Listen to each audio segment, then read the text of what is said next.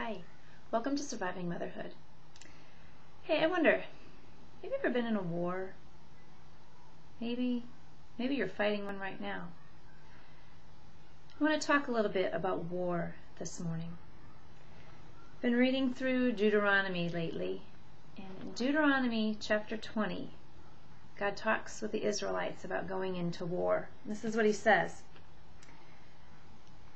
When you go into war against your enemies and see horses and chariots and an army greater than yours, do not be afraid of them, because the Lord your God, who brought you out of Egypt, will be with you. When you are about to go into battle, the priest shall come forward and address the army. He shall say, "Hear, O Israel, today you are going into battle against your enemies. Do not be faint-hearted or afraid. Do not be terrified or give way to panic before them. For the Lord your God is the one who goes with you to fight for you against your enemies and to give you victory." Can you imagine that, being one of the Israelites, and they're being told you're going to go out to war and you're going to see enemies who are bigger than you, horses that are stronger than yours?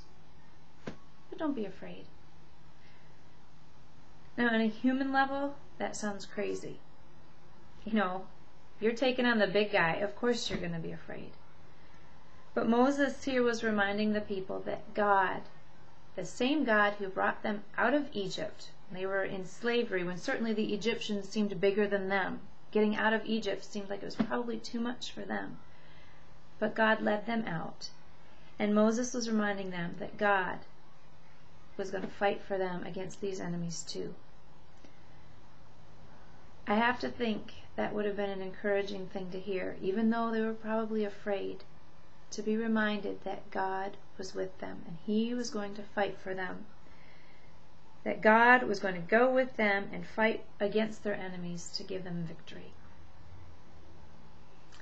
The thing I wonder, what enemy are you facing today? I know some of you have an enemy of a foreign government that you're waiting to make a decision on an adoption. There are those of you whose enemy is marital unfaithfulness. You're trying to understand how to work through that. For some of you, the enemy may be yourself, your own feelings of inadequacy that you're trying to battle. I don't know what your enemy is. I don't know who your enemy is. I don't know how big it is. But I know God. And I know He will fight for you. So I want to encourage you today, as Moses encouraged the Israelites. When you look at that enemy, don't be afraid. Don't be discouraged or faint-hearted. The Lord your God will fight for you. Have a great day.